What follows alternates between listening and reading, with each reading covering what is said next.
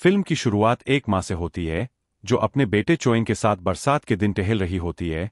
घर पहुंचने पर वे साथ में खाना खाते हैं और हम देखते हैं कि लड़के ने आंखों पर पट्टी बांधी हुई है और उसका एक कृत्रिम पैर है।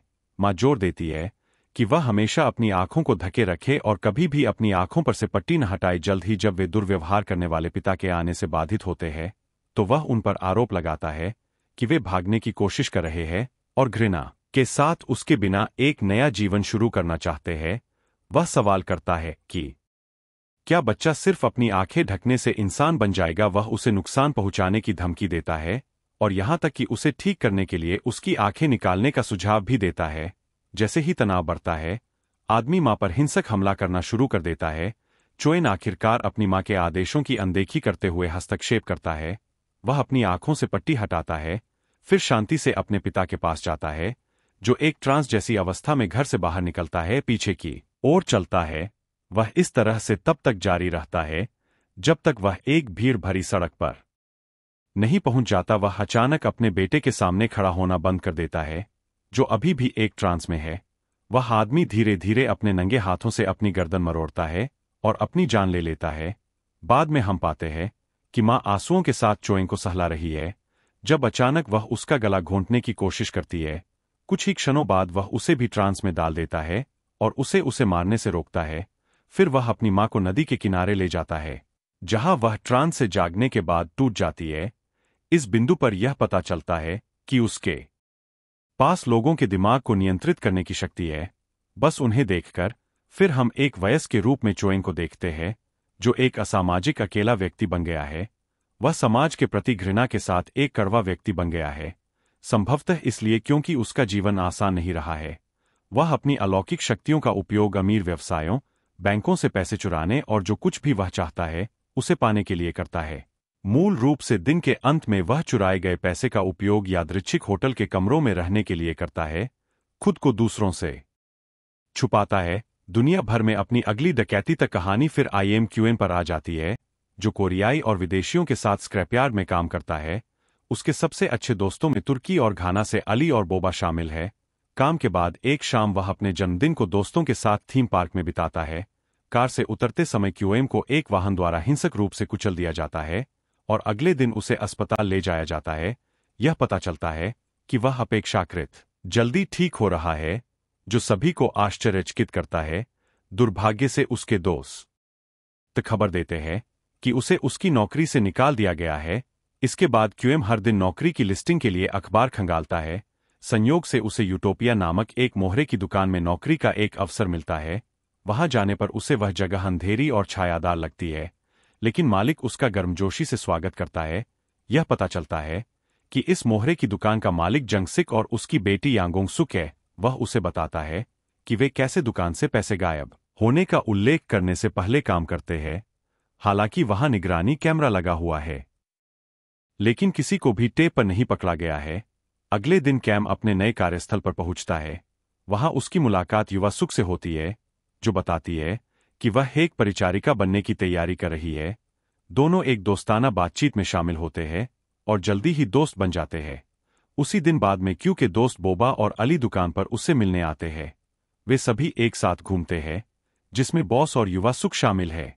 हालांकि उनकी सभा को अचानक चोएन द्वारा बाधित किया जाता है, जो संभवतः उन्हें लूटने के लिए आया है।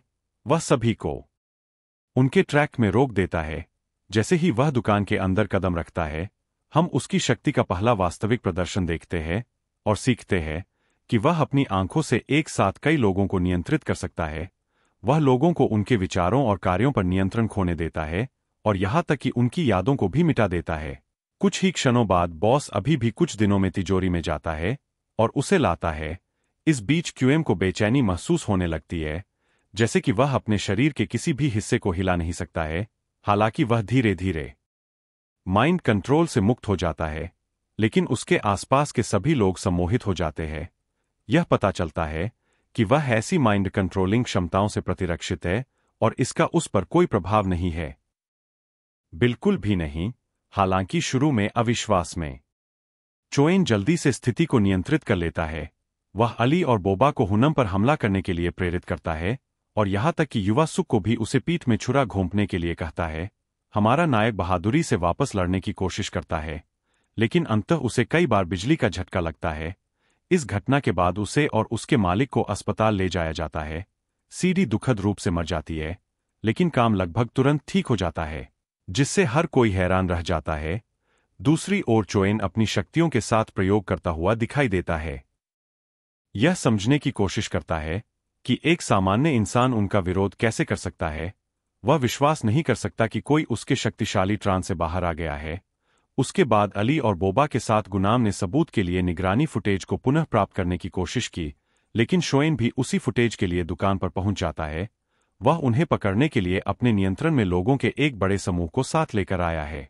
खतरे को भांपते हुए अली और बोबा तुरंत वहां से भाग जाते हैं, जबकि कैम निगरानी टेप के साथ छिप जाता है, लेकिन शोएन हार मानने से इनकार कर देता है और सम्मोहित लोगों का उपयोग करके उस पर हमला करना जारी रखता है। उनके टकराव के तुरंत बाद उन्हें सड़कों पर ले जाता है, जहां चोएन खुद को अकेला पाता है और कोई भी नजर नहीं आता है। वह लोगों की तलाश करता है, लेकिन कोई फायदा नहीं होता है। यह देखकर क्यूएम को एहसास होता है कि चोई को लोगों को नियंत्रित करने के लिए लोगों को देखने की जरूरत है। इस अवसर का लाभ उठाते हुए वह उसे एक वैन में तब तक पीछा करता है जब तक वे एक मृत अंत तक नहीं पहुंच जाते।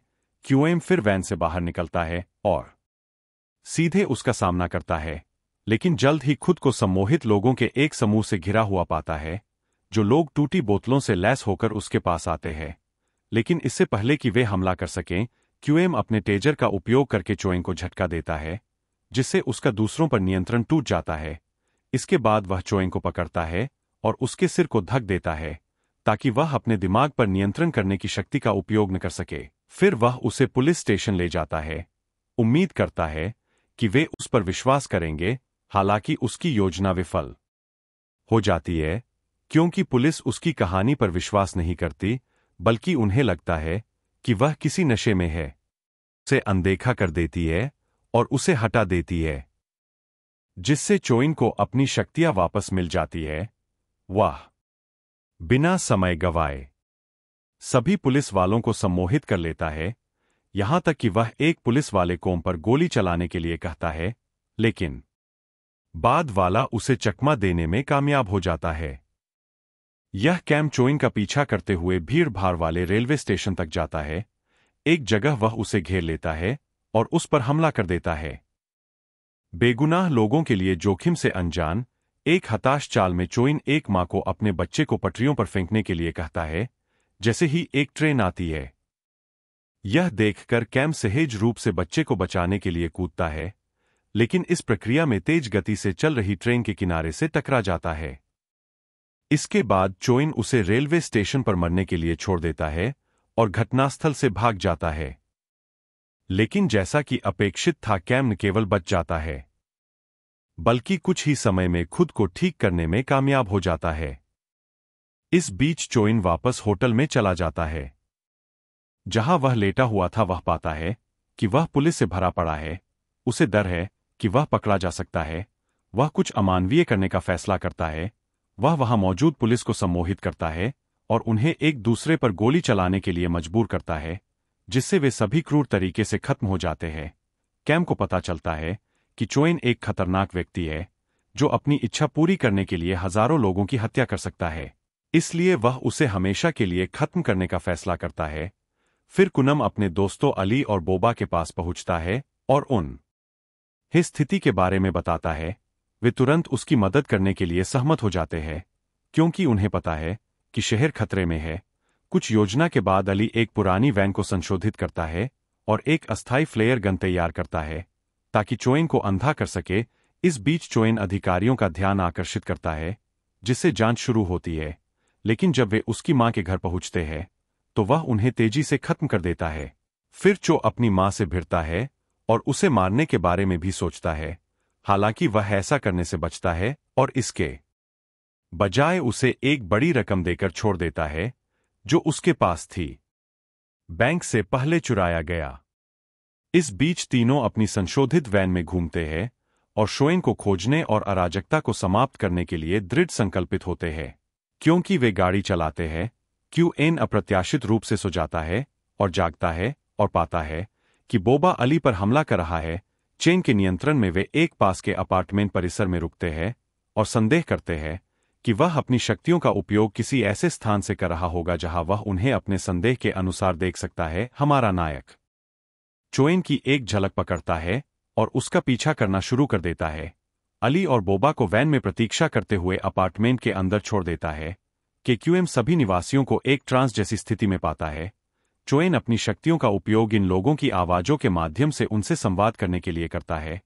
वह क्यूएम को उन मौतों के लिए दोषी ठहराता है जो हुई है, यह दावा करते हुए कि अगर वह उसे अकेला छोड़ देता तो यह सब कुछ नहीं होता। कैम लोगों को बचाने के लिए कुछ नहीं कर सकता और वह बस असहाय होकर उन्हें मरते हुए देखता है।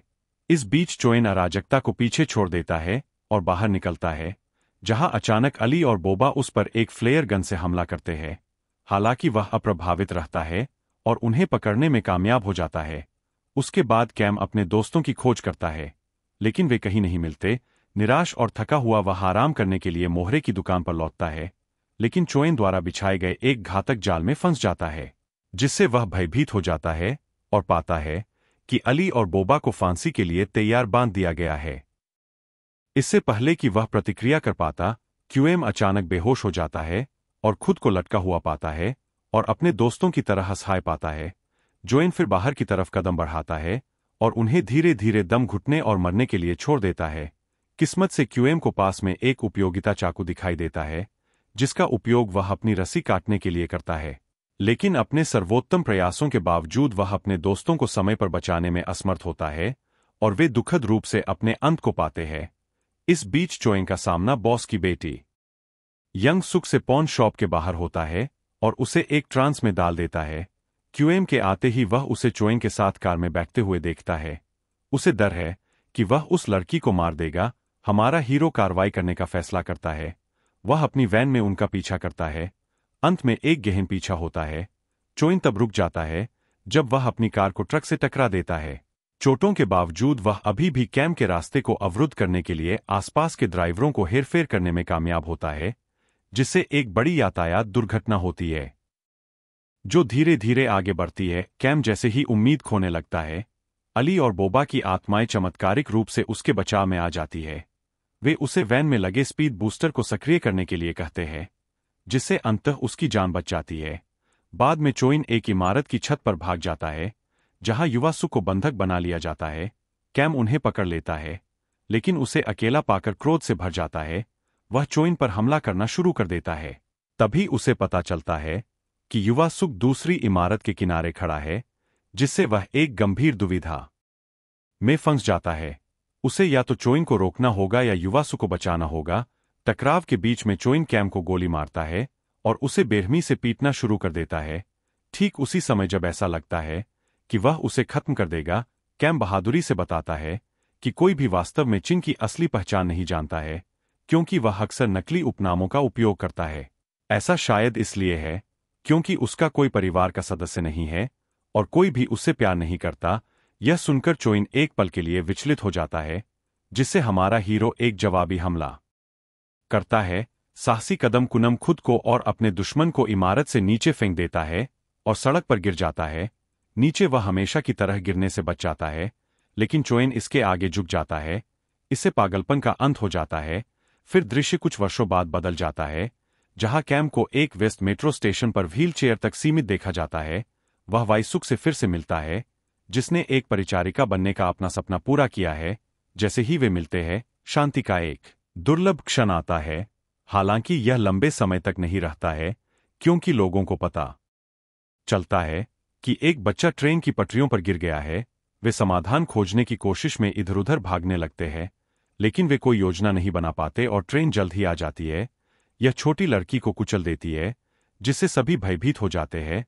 आश्चर्यजनक रूप से जब ट्रेन गुजरती है, तो हम पटरियों के दूसरी तरफ क्यूम को बचाते हुए सुरक्षित रूप से अपनी बाहों में बच्चे को उठाते हुए देखते हैं।